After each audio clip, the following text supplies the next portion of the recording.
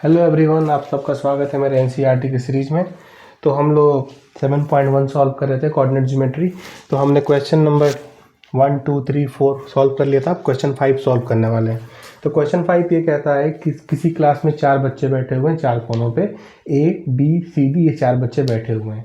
उस क्लास में 2 लड़कियों की एंट्री होती है, चंपा और चमेली।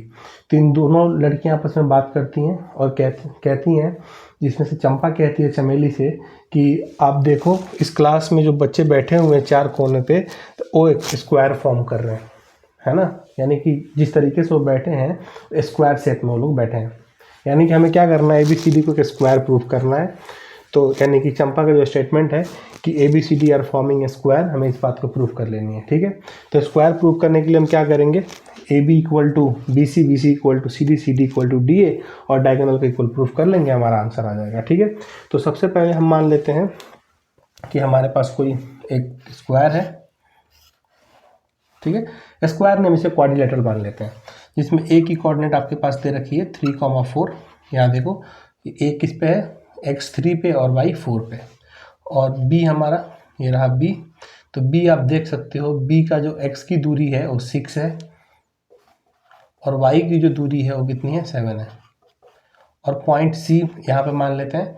पॉइंट c में देखो x 9 डिस्टेंस पे है और y जो है वो 4 पे है। और जो पॉइंट D है, ये पॉइंट D हो गया। तो पॉइंट D का कोऑर्डिनेट यहाँ पे आप देख सकते हो, x में कितना है, x में पॉइंट D है 6 और y में कितना है 1। ठीक है, और डायगोनल ये हो जाएगा AC और ये हो जाएगा BD। तो सबसे पहले हम निकालते हैं AB। तो AB निकालने के लिए फॉर्मूला लगाएंगे x2 minus x1 and y2 minus y1 का होल स्क्वायर। तो सबसे पहले x2 यानी कि 6 minus 3 whole square plus y2 minus y1 यानी कि 7 माइनस 4 होल स्क्वायर। ठीक है, और उसके बाद हम निकालते हैं BC। तो BC निकालने के लिए फिर से वही काम करेंगे, x2 माइनस x1। तो x2 का काम कौन करेगा, यहाँ पे 9 करेगा, क्योंकि यहाँ पे x1 y1 x2 y2। तो हम निकालेंगे क्या, x2 माइनस x1 यानी कि 9 minus 6 whole square plus y2 का काम कौन सा कर रहा है, 4 कर रहा है। तो यहाँ पे क्या आएगा, 4 माइनस 7 होल स्क्वायर।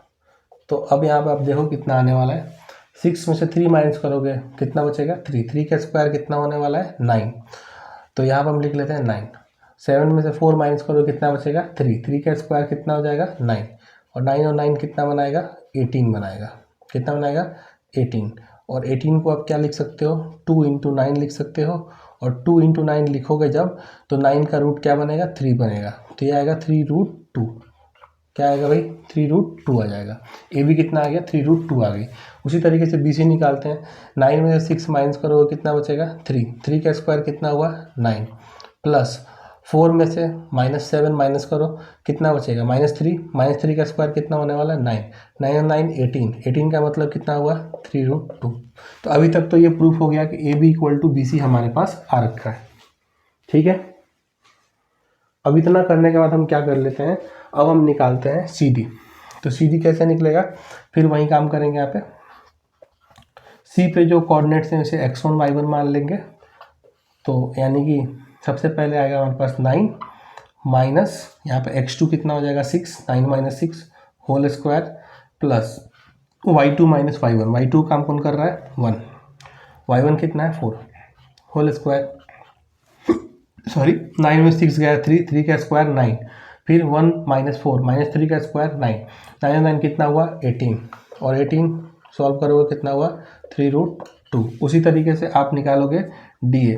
तो DA जब निकालोगे तो DA कितना आने वाला है, चेक कर लेते हैं। तो D पे जो कोऑर्डिनेट है x1 y1 हो जाएगा। तो यानी कि 6 minus 3 whole square plus y2 minus y1 यानी कि 4 माइनस 1 होल स्क्वायर। 6 में से 3 जाएगा, 3 का स्क्वायर 9। 4 में से 1 माइनस करोगे 3। 3 का स्क्वायर 9। 9 और 9 कितना हुआ, 18। यानी कि 18 का मतलब 3√2। अभी तक तो सारे साइड्स आपस में बराबर हो गए, AB equal to BC equal to CD equal to DA। अब हम जरा डायगोनल को भी चेक कर लेते हैं कि क्या डायगोनल्स भी आपस में इक्वल हैं या नहीं है। तो पहला डायगोनल हमारे पास है AC, है ना। तो A पे जो पॉइंट्स हैं वो हो जाएगा x1 y1 और C पे जो हो जाएगा क्या, x2 y2। तो सबसे पहले 9 माइनस 3 होल स्क्वायर प्लस, अब देखो यहाँ पे ये होगा हमारा y2 y2 माइनस y1 यानी कि 4 होल स्क्वायर। 9 में से 3 माइनस करोगे कितना बचेगा 6, और 6 का स्क्वायर कितना होता है 36, और 36 किसका रूट होता है 6 का, यानी कि AC आ गया 6। अब हम निकालेंगे BD, यानी कि अब B हो जाएगा x1 y1, ये होगा x2 y2। तो सबसे पहले क्या करोगे x2 माइनस x1 यानी कि 6, ये हमारा x1 है, ये हमारा x2 है, यानी कि 6 माइनस 6 का होल स्क्वायर यानी कि 0 बन गया, ये तो 0 का स्क्वायर 0 ही होगा। उसी तरीके से हमारे पास क्या आएगा y2 माइनस y1, तो हमारे पास y2 क्या है 1 है, y1 क्या है y1 हमारे पास है 7 होल स्क्वायर। 1 में से -7 करोगे कितना बचेगा -6, -6 का स्क्वायर कितना होता है 36, और 36 का रूट कितना होता है 6। तो यानी कि ये बात प्रूफ हो गई कि सारे साइड्स आपस में बराबर है और डायगोनल की लेंथ भी आपस में इक्वल है, यानी कि ABCD एक स्क्वायर बना रही है, यानी कि चंपा सही थी।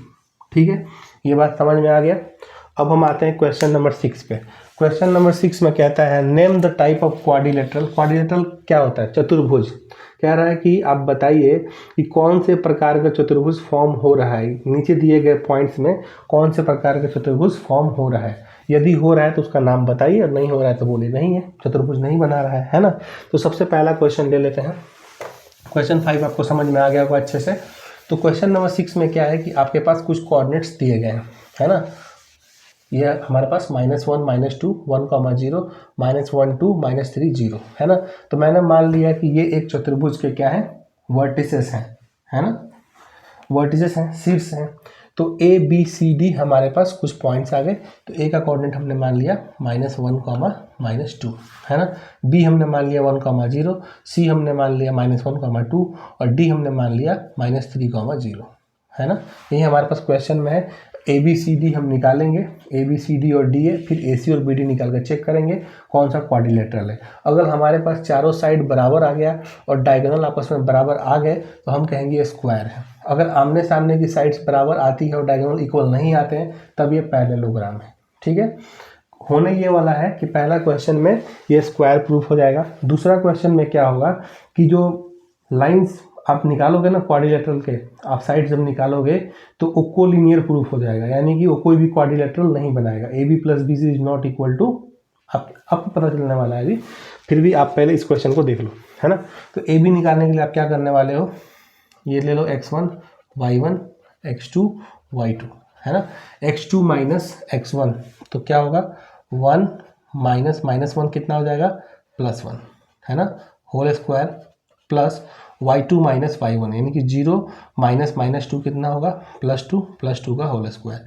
तो 1 और 1 कितना हो गया 2 का स्क्वायर 4, और यहाँ भी 2 का स्क्वायर 4, कितना आने वाला है 8। √8 कितना होता है, √8 आप 2, 4 लिखोगे यानी कि 2√2 हो जाएगा।